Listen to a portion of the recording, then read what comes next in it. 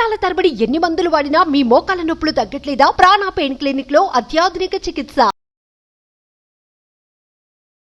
Welcome to Suman TV. నేను మీ Suman TV. నాకు జనరల్గా మనం చూస్తే అంటే ప్రస్తుతం ఉన్న జనరేషన్ కనుక మనం కొంత అబ్జర్వ్ చేస్తే ఎవరిని ఎక్స్‌ప్లాయిటేషన్ చేస్తూ ఉన్నారు అనేటువంటి విధానంలోకి కనుక మనం వెళ్తే రీసెంట్ కొంతమంది సెలబ్రిటీస్కి కూడా పోలీస్ స్టేషన్ దాకా వెళ్ళి జైలుకి వెళ్ళినటువంటి పరిస్థితి కూడా మనం చూస్తున్నాం. అయితే వారి వెనక జీవిత కథలను కనుక మనం చూస్తే కొంతమందిది ఈవెన్ ఇప్పటికీ అంటే కామన్ పీపుల్ కూడా దానికి అతిథులేం కాదు.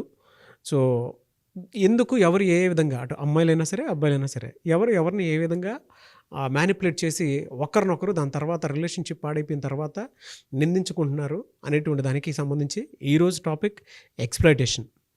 అయితే బీయింగ్ అడ్వకేట్ శశికాంత్ గారు చాలా కేసెస్ చూస్తూ ఉంటారు కాబట్టి ఎక్స్‌ప్లాయిటేషన్ జనరల్గా విమెన్ పాయింట్ ఆఫ్ వ్యూ నుంచి జరిగేటప్పుడు ఏ విధంగా జరుగుతుంది, దాన్ని మనం ఎలా పసికట్టాలి, ముందే దానికి ఏ విధంగా జాగ్రత్త పడాలి మెన్ అనేది, అండ్ దాని తర్వాత దీనికి పార్ట్ 2 కూడా ఉంటుంది. మెన్ ఏ విధంగా ఎక్స్‌ప్లాయిటేషన్ చేస్తారు అనేది కింద కామెంట్ బాక్స్లో మీకు కావాలంటే డెఫినెట్గా అది కూడా చేస్తాము. సో ఈ టాపిక్ అయితే ఈరోజు మనతో పాటు అడ్వకేట్ శశికాంత్ గారు ఉన్నారు. వారి మాటలు అడిగి తెలుసుకుందాం. Hello sir. నమస్తే అన్న. నమస్తే సార్.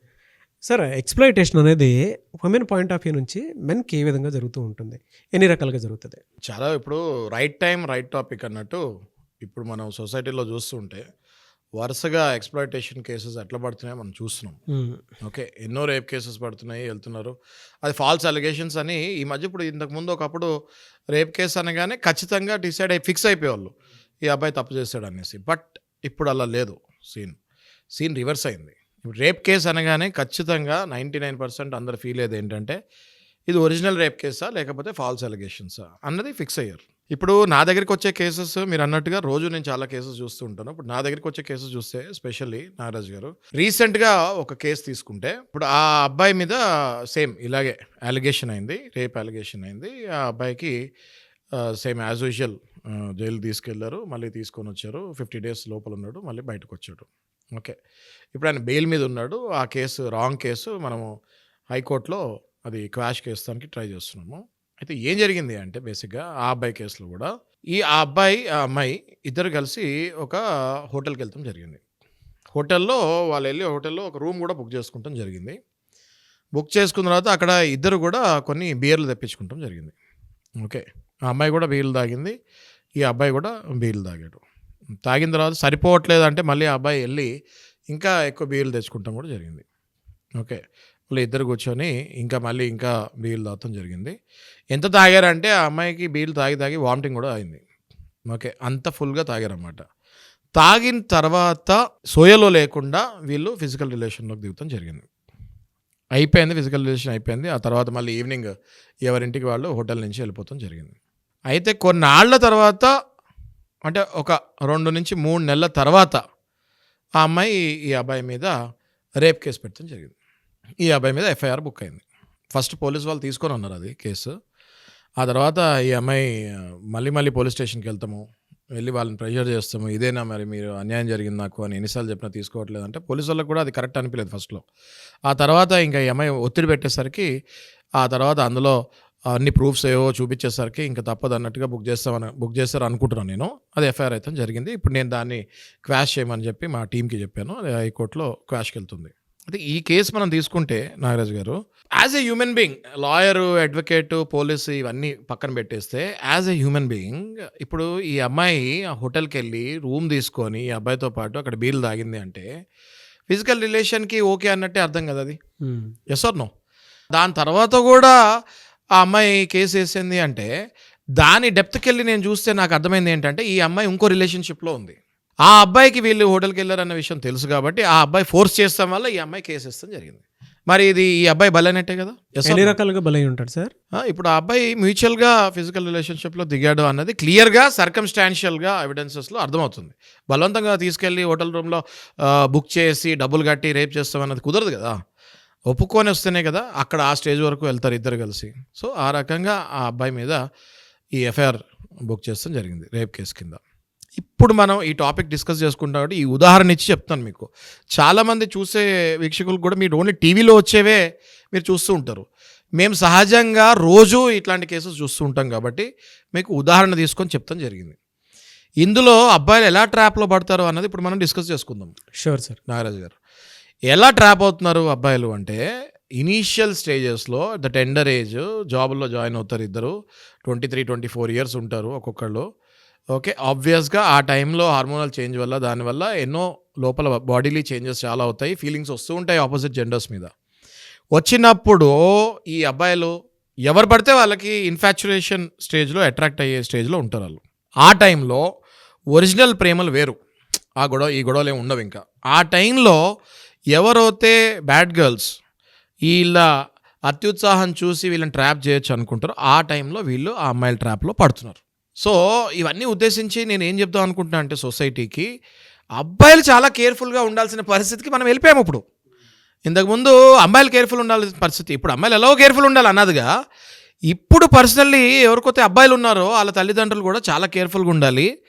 మీరు బై మిస్టేక్ ఇలాంటి కేసుల్లో ఇరుక్కుంటే శిక్షలు ఏం పడతాయి, లైఫ్ టైం శిక్షలు ఉన్నాయి ఇందులో. పోక్సో తీసుకుంటే బిలో 18 ఇయర్స్ అమ్మాయితో కనుక ఫిజికల్లో కంప్లైంట్ ఇస్తే అది పోక్సో కిందకి బుక్ అవుతే, పోక్సో అంటే prevention of protection of children from sexual offences.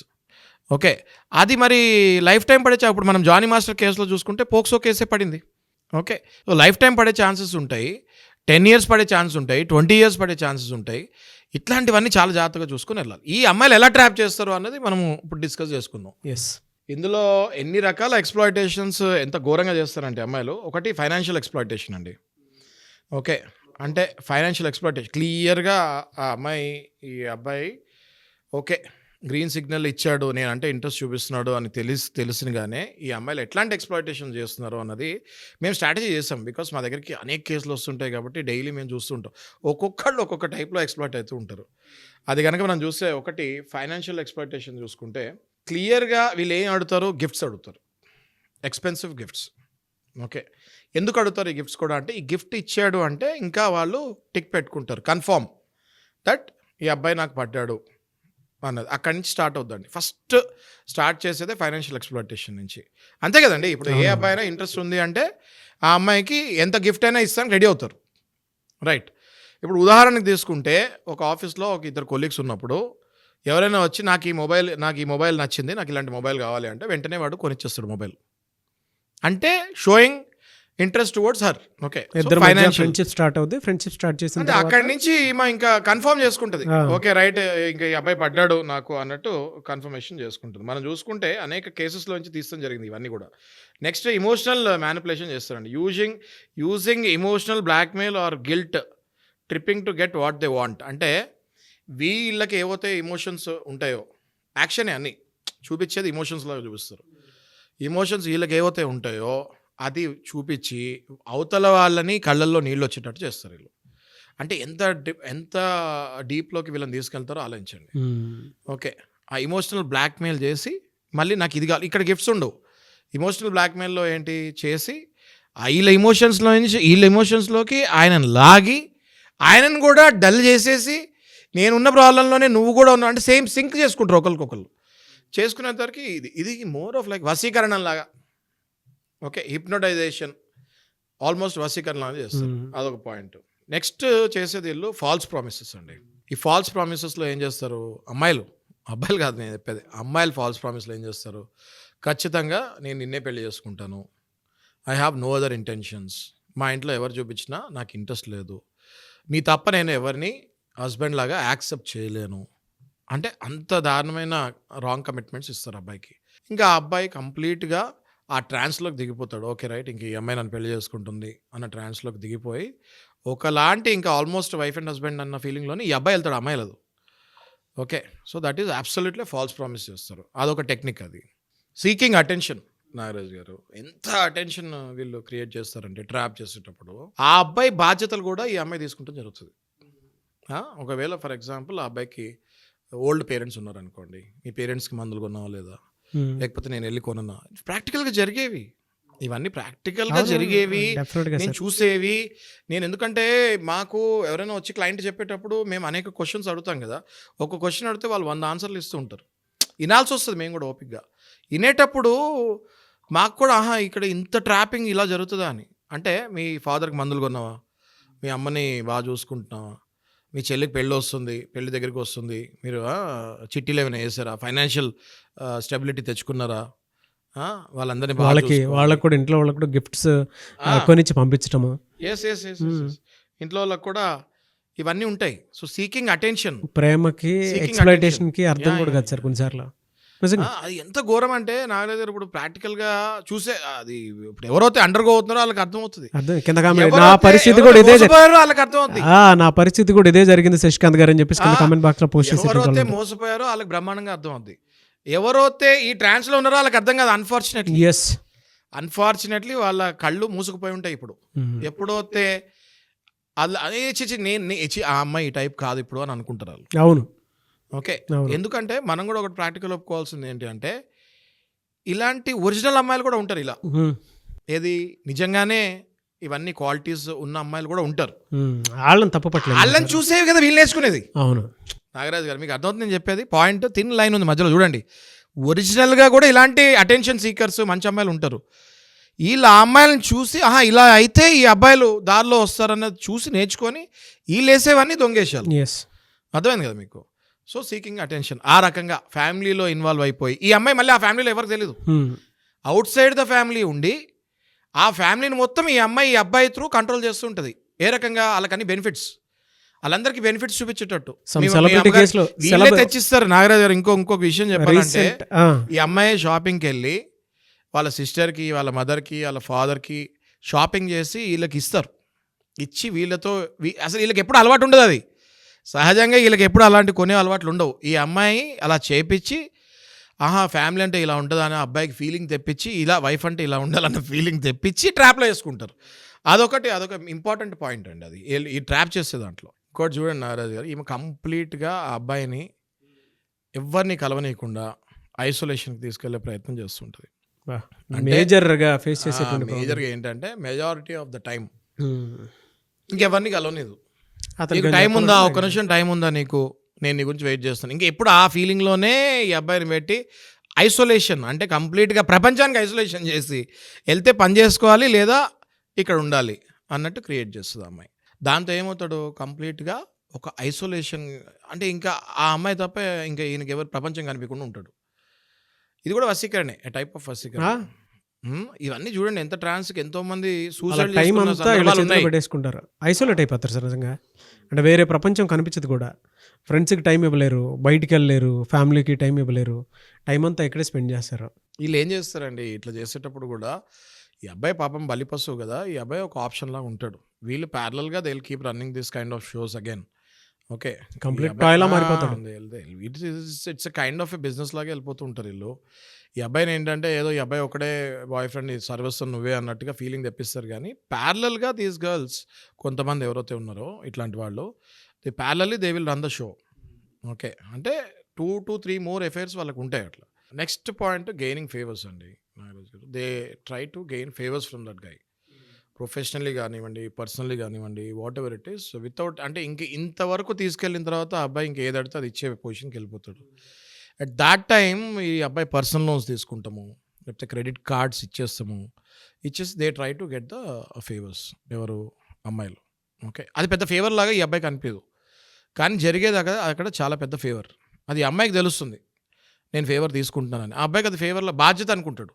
పెళ్ళి కాదు, పిటాకులు ఏమి ఉండవు, కానీ అదొక బాధ్యతలాగా ఫీల్ అయ్యి ఈయన క్రెడిట్ కార్డ్స్ కానీ పర్సనల్ లోన్స్ తీసుకొని, స్పెషల్గా పర్సనల్ లోన్స్ తీసుకొని 20 లక్షలు 30 లక్షలు ఇచ్చిన వాళ్ళు నా దగ్గరికి వచ్చారు పేరెంట్స్తో పాటు.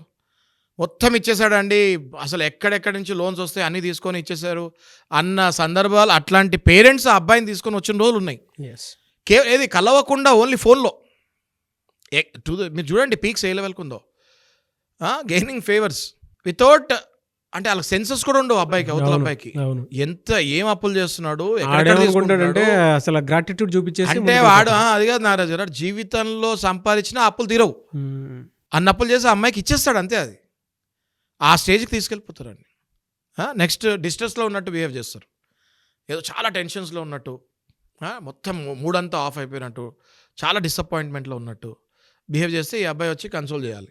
సింపతి అబ్బాయి వచ్చి కన్సోల్ చేయాలి, సింపతి. ఇదన్నీ ఎందుకు చేస్తారు? వాళ్ళు ఒరిజినల్గా డిస్ట్రెస్లో ఏమి ఉండరు. అదొక స్టెప్, వశీకరణలో అదొక స్టెప్ వీళ్ళకి. ఓకే, సో ఆ సింపతి గెయిన్ చేసిన తర్వాత ఇంకేమవుతుంది, completely he will be in the trance. ఇప్పుడు ఈ సోషల్ మీడియాలో ఇప్పుడు మనం తీసుకుంటే మెటా కానివ్వండి, ప్లాట్ఫామ్స్ ఇవన్నీ కూడా ఏవైతే ఉన్నాయో, ఈ ప్లాట్ఫామ్స్లో ఇవాళ రేపు ఇంతకు ముందు అంటే ఒకప్పుడు మనకి పాతకాలంలో చూసుకుంటే పెళ్ళిళ్ళు అయితే ఎంగేజ్మెంట్లు అయినా ఫోటోలు ఉండేవి, ఆల్బమ్స్ ఉండేవి.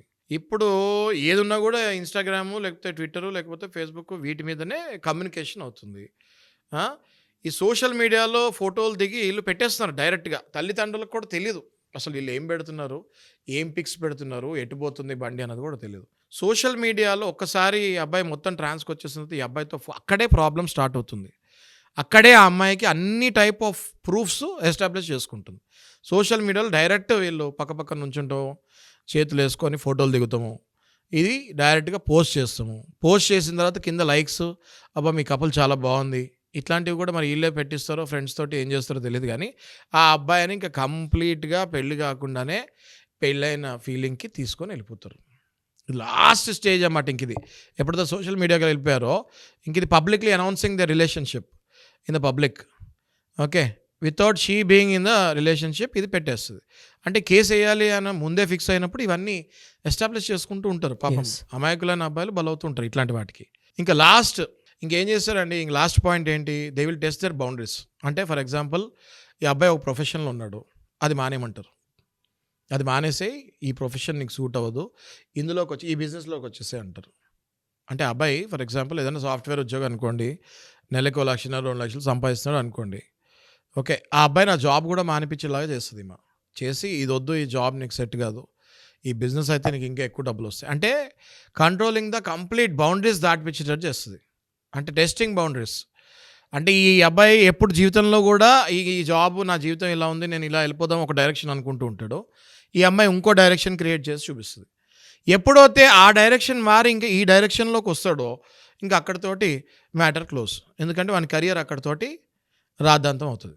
ఇంకా ఎటు పోతుందో కూడా అర్థం కాని పరిస్థితి. ఈ 10 ways ఎక్స్‌ప్లాయిటేషన్ జరుగుతాయి. మరి ఇప్పుడు దీని తర్వాతనే కదా అసలు స్టోరీ స్టార్ట్ అయ్యేది. దీని తర్వాత ఈ అబ్బాయితో ఏదో బిజినెస్ పెట్టించేసి ఏదో చేసేద్దాం అనుకుంటుంది. ఆ అబ్బాయి బిజినెస్లోకి వెళ్తాడు. అసలు విషయాలన్నీ కూడా ఆ అబ్బాయి ఫైనాన్షియల్గా మొత్తం జీరో అయిపోయిన తర్వాత తెలుసుకుంటాడు. వెనక్కి తిరిగి చూసుకుంటే వెనక్కి తిరిగి చూస్తే ఇంకా అబ్బాయిని పట్టించుకుంటాం ఆపేస్తుంది. ఎందుకంటే ఇటు కంప్లీట్లీ జీరో డ్రై అయిపోయి ఉంటాడు. ఆ అమ్మాయి కంప్లీట్గా ఈ అబ్బాయిని ఇగ్నోర్ చేస్తాం స్టార్ట్ చేస్తుంది. ఇగ్నోర్ చేసిన తర్వాత వీడు నిజాలు తెలుసుకొని ఆ అమ్మాయిని ప్రశ్నిస్తాం ఎప్పుడైతే మొదలు పెడుతుందో అప్పుడు ఇవన్నీ ప్రూఫ్స్, ఇప్పటిదాకా మనం మాట్లాడేవన్నీ ప్రూఫ్స్ ఎస్టాబ్లిష్ చేసేసి వెళ్ళి కేసులు వేస్తాం జరుగుతుంది. ఇది వాస్తవంగా జరిగే 100కి నేను నెంబర్ చెప్పాను కానీ ఎగ్జాక్ట్గా స్టాటిస్టిక్స్ చెప్పకూడదు. కాబట్టి majority of the cases false అలిగేషన్స్లో ఉన్నవన్నీ కూడా ఇట్లాంటి అమ్మాయిలు ట్రాప్ చేసుకొని, అసలు అమ్మాయిలు ఎవరో ఇప్పుడు ఇటు 7 తరాలు అటు 7 తరాలు చూసి పెళ్లి చేసేవాళ్ళు ఇంతకుముందు. కాదు సార్, ఇక్కడ దాకా వస్తారు కదా, వాళ్ళకి ఎలా స్టార్ట్ అవుతుంది అసలు రిలేషన్ స్టార్ట్ అయ్యేదే వాళ్ళు ఫస్ట్ ఎప్పుడైతే ఈ అబ్బాయిని ఎక్స్‌ప్లాయిట్ చేయాలనుకుంటారో అదొక లాంగ్ టర్మ్ ప్లాన్ లాగా తీసుకొని ఇవంతా అయ్యేసరికి కూడా ఒక 1-2 ఇయర్స్ అవుతుంది. కాదు సార్, అంటే స్టార్టింగే ఎలా అవుతుంది మనం ఐడెంటిఫై చేసుకోవాలి కదా. ఇప్పుడు చాలా మంచి క్వశ్చన్ అడిగారు నారాజు. ఇది అసలు ఎట్లా స్టార్ట్ అవుద్ది అంటే ఫస్ట్ ఫ్రెండ్షిప్ అంటారు, తర్వాత సినిమాలు అంటారు, తర్వాత రెస్టారెంట్లు అంటారు, ఆ తర్వాత గ్యాదరింగ్స్ మీటింగ్స్ అంటారు, ఇవంటారు, సోషల్ మీడియా అంటారు, పిక్స్ అంటారు. ఈ ఫస్ట్ ఒరిజినల్గా చూస్తే మనం ఫ్రెండ్షిప్ దగ్గర నుంచి స్టార్ట్ అవుద్ది. అన్నిటికి కారణం ఫ్రెండ్షిప్పే. ఈ ఫ్రెండ్షిప్ స్టార్ట్ అయిన దగ్గర నుంచే ఈ ఫ్లర్టింగ్లు ఇవన్నీ ముగ్గులోకి దింపడం జరుగుతుంది. మనం చూసుకుంటే ఇవాళ ఇప్పుడు మనం ఇంటర్వ్యూ చేస్తున్న క్రమంలో కూడా ఎంతోమంది ఇట్లాంటి దానికి బలవుతూ ఉంటారు. చెప్తే వినరు. ఇప్పుడు చెప్తే ఎవరికి కళ్ళు మిన్ను కనిపించదు. మనం అయ్యో బాబు ఇది ఇలా జరుగుతుంది బయట అన్నా కూడా చిచిచి ఆ అమ్మాయి అలాంటిది కాదు అంటారు. చేతులు కాలిన తర్వాత ఆకులు పట్టుకున్నట్టు సీన్ అవుతుంది. ఇవాళ మనం చూసుకుంటే మంచి సెలబ్రిటీస్ ఎంతో కష్టపడి జీరో నుంచి హీరో స్థాయికి వచ్చిన వాళ్ళందరూ మళ్ళీ జీరో కాదు పాతాళంలోకి వెళ్ళిపోయిన సందర్భాలు ఉన్నాయి. ఎలా సార్, అంటే ఇటువంటి వాటిని అరికట్టాలి అనుకున్నప్పుడు ఈ వీడియో చూసిన తర్వాత అయినా సరే మేబీ నేను ఈ ట్రాన్స్లో ఉన్నానేమో అనుకొని మీ దగ్గర కౌన్సిలింగ్ తీసుకోవడానికో లేదంటే లీగల్గా ప్రొసీడ్ అవ్వడానికో ఆల్రెడీ కొంతమంది నాగరాజు గారు ఇది యాజ్ ఏ అడ్వకేట్ ఇప్పుడు మా దగ్గరికి ఎప్పుడు అప్రోచ్ అవుతారు తెలుసా మీకు? అంతా అయిపోయిన తర్వాత వాళ్ళ మీద రేప్ కేసులు ఫైల్ అయిన తర్వాత మా దగ్గరికి వస్తారు. ఓకే, ఇప్పుడు మీరు చెప్పింది ఏంటి, ఎలా ఇది అరికట్టాలి అంటే అబ్బాయిలు కాదు అరికట్టాల్సింది, వాళ్ళ పేరెంట్స్ అరికట్టాలి. ఇది నిత్యం ఫాలో అయ్యేది ఎవరు? పిల్లల్ని, ఇంట్లో ఉన్న తల్లి తండ్రి. ఇవన్నీ కూడా ఎక్కడొస్తాయి? మళ్ళీ జాయింట్ ఫ్యామిలీస్ నుంచి విడిపోయి న్యూక్లియర్ ఫ్యామిలీస్ అయిపోయినప్పుడు ఇవన్నీ స్టార్ట్ అవుతున్నాయి. దయచేసి పేరెంట్స్కి నేను రిక్వెస్ట్ చేసేది ఏంటి అంటే, మీ పిల్లవాళ్ళు 22 ఇయర్స్ రాగానే ఇంకా వెస్టర్న్ కంట్రీస్ లాగా మీరు వదిలేసి మీరు ఎక్కడైనా ఉండండి పర్వాలేదు, ఇంకా మా కాళ్ళ మీద మేము జాబులు చేసుకుంటున్నాం అని వదిలేస్తే వాళ్ళని, ఆ తర్వాత ఈ కేసులన్నీ బుక్ అయిన తర్వాత 30 ఏళ్ళు వచ్చిన తర్వాత మళ్ళీ మీ దగ్గరే పడి ఉంటారు పిల్లలు. ఎలా సార్ అంటే అలాంటి పరిస్థితుల్లో మిమ్మల్ని అప్రోచ్ అవ్వాలి అంటే ప్రాసెస్ ఏంటి? కరెక్ట్ క్వశ్చన్ అడిగారండి. ఇప్పుడు నేను యాజ్ అడ్వకేట్ నేను చాలా మందిని ఇలాంటి కేసెస్ కూడా నేను చాలా టేకప్ చేస్తాం జరుగుతుంది. ఈ ఎవరైతే ఈ లోవర్ కోర్ట్స్లో కంపల్సరీ ఎఫ్ఐఆర్ అయిన తర్వాత ట్రయల్ స్టార్ట్ అవుతుందో ఆ నిజాలు ఏంటో చూసుకొని, ఆ విట్నెస్లు ఎట్లా ఉన్నాయో చూసుకొని, అసలు ఈ అబ్బాయి మాకు ఏం చెప్తున్నాడు కూర్చొని, ఆ అమ్మాయి ఎలా ట్రాప్ చేస్తుంది, ఇవన్నీ చూసుకొని కేసులు బలంగా వాదిస్తాం జరుగుతుంది. 100% ఆ అబ్బాయిల్ని కాపాడటానికే మా ప్రయత్నం ఉంటుంది. ఎందుకంటే వీళ్ళు చాలా చిన్న పిల్లలు నాగరాజు గారు, 24 ఇయర్స్ 25 ఇయర్స్ పసి పిల్లల్లాగా అనిపిస్తారు నాకు. ఎందుకంటే they don't know the reality తెలిసేలో వీళ్ళ మీద ఇంత పెద్ద కేసులు బుక్ అవుతూ ఉంటే ఎంతైనా వాళ్ళని కాపాడే పరిస్థితికి డెఫినెట్లీ వీఆర్ దేర్. సో మిమ్మల్ని అప్రోచ్ అవ్వచ్చు. ఖచ్చితంగా స్క్రీన్ మీద డిస్ప్లే అయ్యే నెంబర్ పైన కాల్ చేయొచ్చు లేదా మెసేజ్ చేయొచ్చు. మన టీమ్ విల్ అప్రోచెస్. అబ్బాయిలు ఎలా ఎక్స్ప్లాయిట్కి గురవుతారు అనేది చేసాము, అబ్బాయిలు ఎలా ఎక్స్ప్లాయిటేషన్ చేస్తారు అనేది పార్ట్ 2 చేద్దాం సార్. తప్పకుండా చేద్దామండి. See we're not towards one gender అండి, జెండర్ ఈక్వాలిటీలో ఉన్నాము. అమ్మాయిల్లో కూడా మంచోళ్ళు అబ్బాయిలు ఉన్నారు, మంచోళ్ళు ఉన్నారు, చెడ్డోళ్ళు ఉన్నారు. అబ్బాయిల్లో కూడా మంచోళ్ళు ఉన్నారు, చెడ్డోళ్ళు ఉన్నారు. నెక్స్ట్ ఎపిసోడ్ మనం అదే చేద్దాం. పార్ట్ 2 కావాలంటే కింద కామెంట్ బాక్స్లో పోస్ట్ చేయండి. అండ్ లీగల్ రెమెడీస్ కోసం కూడా స్క్రీన్ మీద కనిపిస్తున్న నెంబర్కి సంప్రదించండి. ఈ వీడియో లైక్ చేయండి, షేర్ మాత్రం తప్పకుండా చేయండి. ఇలాంటి మరిన్ని వీడియోస్ కోసం మా ఛానల్ ఫాలో అవ్వండి. Thank you so much Shashikant garu. Thank you Nagaraj గారు.